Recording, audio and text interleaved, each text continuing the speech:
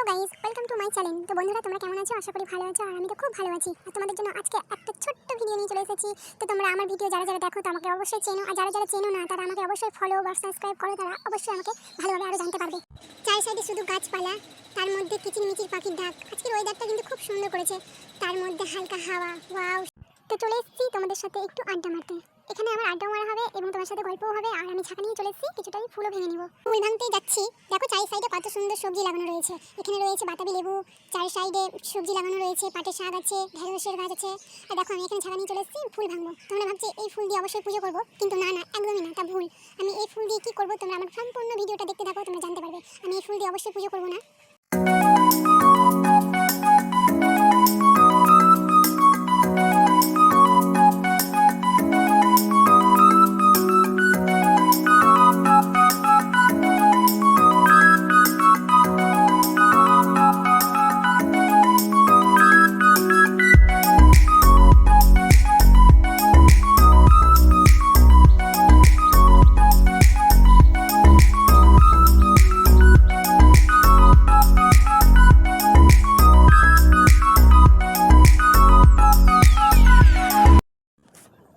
ফুল তোলা কমপ্লিট। এখন আমি এক জায়গা ফুল নিয়ে যাচ্ছি বাড়ির দিকে।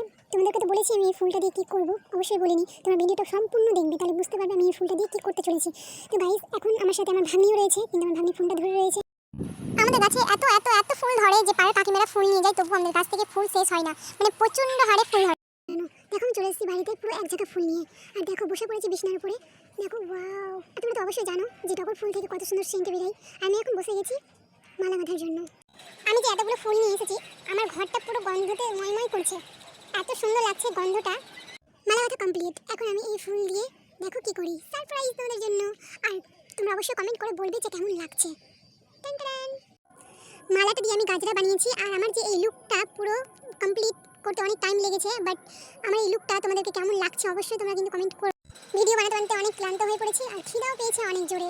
খাবো, এখন দুপুর 2টো বাজে, এখনো ভিডিও কমপ্লিট হয়নি, হয়ে গেলেই খেয়ে নিব।